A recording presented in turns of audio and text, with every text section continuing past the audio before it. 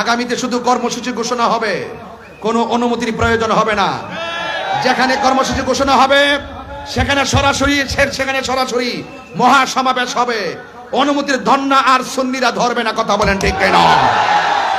কথা পরিষ্কার? কথা কি? এই বাঁশখালীর মানুষ, চট্টগ্রামের মানুষ, কথা কি? আর অনুমতির প্রয়োজন হবে না, শুধু মেসেজ দিবে, চলে যাবেন। কথা বলেন ঠিক কিনা? আজকে কিন্তু শুধু একটা মিস কল দিয়েছি, আজকে ঢাকা শুধু একটা মিস কল দিয়েছি। যদি আমাদেরকে যদি ওই সুযোগটাও যদি না করি, যদি সারা বাংলাদেশ আমরা সোহরাওয়ার্দী উদ্যান বানাই নিতাম। এবং আগামীতে তাই হবে, আগামীতে তাই হবে ইনশাল্লাহ। বলেন ইনশাল্লাহ বলেন। এই দেশে সুন্নিদেরকে বাদ দিয়ে, তরিকাপন্থীদেরকে বাদ দিয়ে অপশক্তিগুলো দেশের মুখপাত্র সাজছে। মনে হয় যেন তারাই একমাত্র ধর্মের মুখপাত্র।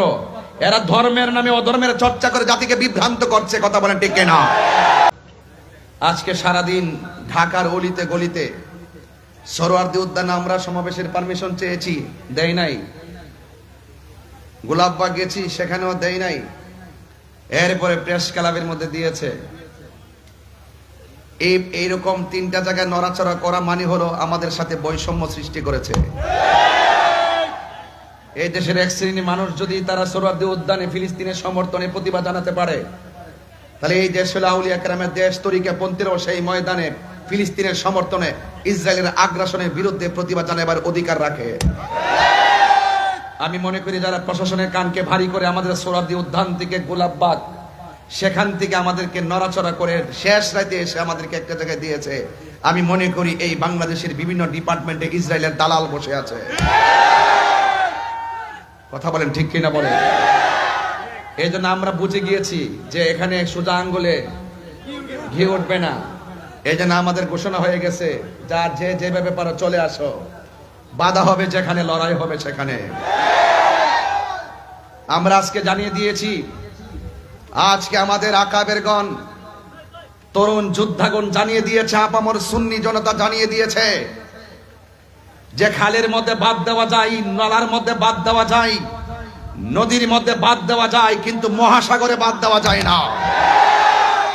এই দেশে শতকরা 85% হলো তরিকাপন্থী। আমরা বারবার বলি যে যারাই ক্ষমতায় আসে আমাদের তরিকাপন্থীদের ভোটেই কিন্তু তারা ক্ষমতায় আসে। কিন্তু আমরা তরিকাপন্থীরা বারবার অবহেলার পাত্র হয়েছি। এখন আমরা ঘুরে দাঁড়িয়ে গেছি, আমাদের সিদ্ধান্ত আমরাই নিব। কথা বলেন ঠিক কিনা বলেন? এই জন্য আমরা আজকে বুঝিয়ে দিয়েছি যে মহাসাগরে বাদ দেওয়া যায় না। আহলে সুন্নাত ওয়াল জামাতকে মহাসাগর, প্রেমের সাগরের নাম। এই জন্য আপনারা যারা আজকে অক্লান্ত পরিশ্রম করে, ফিলিস্তিনের সমর্থন জানিয়ে ইসরায়েলের আগ্রাসনের বিরুদ্ধে প্রতিবাদ করেছেন, এবং যারা ঢাকার রাজপথকে ইয়া রাসূলুল্লাহ ধ্বনিতে কাঁপিয়ে দিয়েছেন, ইনশাল্লাহ পরিষ্কার, আগামীতে শুধু কর্মসূচি ঘোষণা হবে, কোনো অনুমতির প্রয়োজন হবে না। যেখানে কর্মসূচি ঘোষণা হবে সেখানে সরাসরি মহাসমাবেশ হবে। অনুমতির ধন্না আর সুন্নিরা ধরবে না। কথা বলেন ঠিক কিনা? কথা পরিষ্কার? কথা কি? এই বাঁশখালীর মানুষ, চট্টগ্রামের মানুষ, কথা কি? আর অনুমতির প্রয়োজন হবে না, শুধু মেসেজ দিবে, চলে যাবেন। কথা বলেন ঠিক কিনা?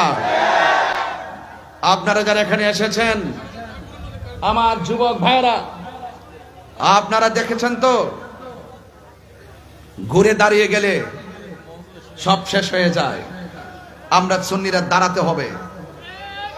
আমাদের সংগ্রামের পরে যে অনৈক্য ছিল, মাসলাকের অনৈক্য ছিল, মাসলাকের দূরত্ব ছিল, 57 বছর পর্যন্ত দেখেছেন ওই মাসলাকের কারণে কেউ কাহারো টেবিলে আসে নাই। আল্লাহর রহমতে আমরা ওই দরবারগুলো, মাসলাকের ভিন্নতা থাকলো, আমরা ইস্যু ভিত্তিক ঐক্য হয়ে গেছি। কথা বলেন ঠিক কিনা? এখানে কোনো ভেদাভেদ নাই, সবাই আজকে গিয়েছে। যেই সমস্ত পীর মাশায়েখদের দরবার আমি যেতে পেরেছি, আমরা যেতে পেরেছি, এমন কিছু দরবার আছে আমরা সময়ের অভাবে যেতেও পারি নাই। আজকে আমরা দেখেছি ওই সমস্ত দরবারগুলো দাওয়াতের অপেক্ষা করে নাই। তারা মুরিদান নিয়ে, ভক্তবৃন্দ নিয়ে, আজকে শুধুমাত্র সোহরাওয়ার্দী উদ্যান নয়, গোলাপবাগ নয়, আজকে শুধুমাত্র প্রেস ক্লাব নয়, সারা ঢাকা শহর সোহরাওয়ার্দী উদ্যানে পরিণত হয়েছে। কথা বলেন ঠিক কিনা?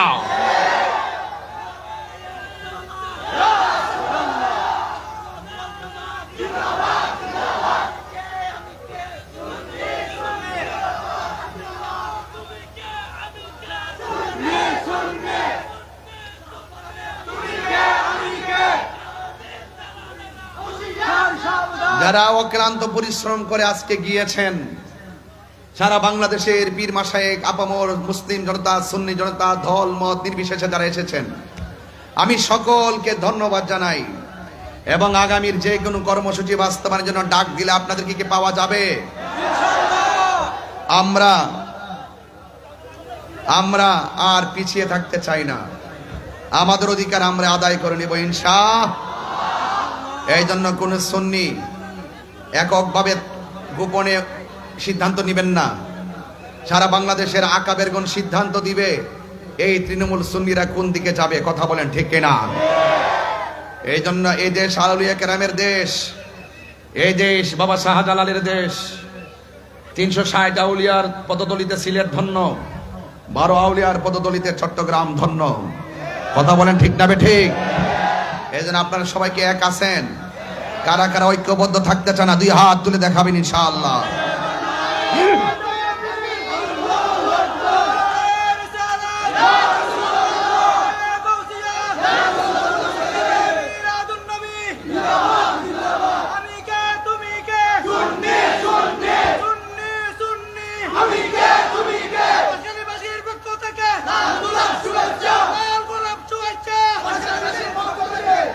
আল্লাহু আকবার জোরে বলেন, আর বড় করে বলেন আল্লাহু আকবার।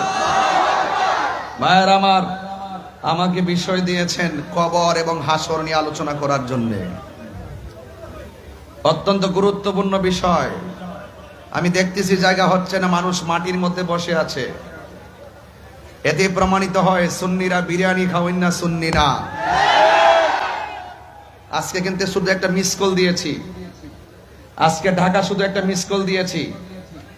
যদি আমাদেরকে যদি ওই সুযোগটাও যদি না করি, যদি সারা বাংলাদেশ আমরা সোহরাওয়ার্দী উদ্যান বানাই নিতাম।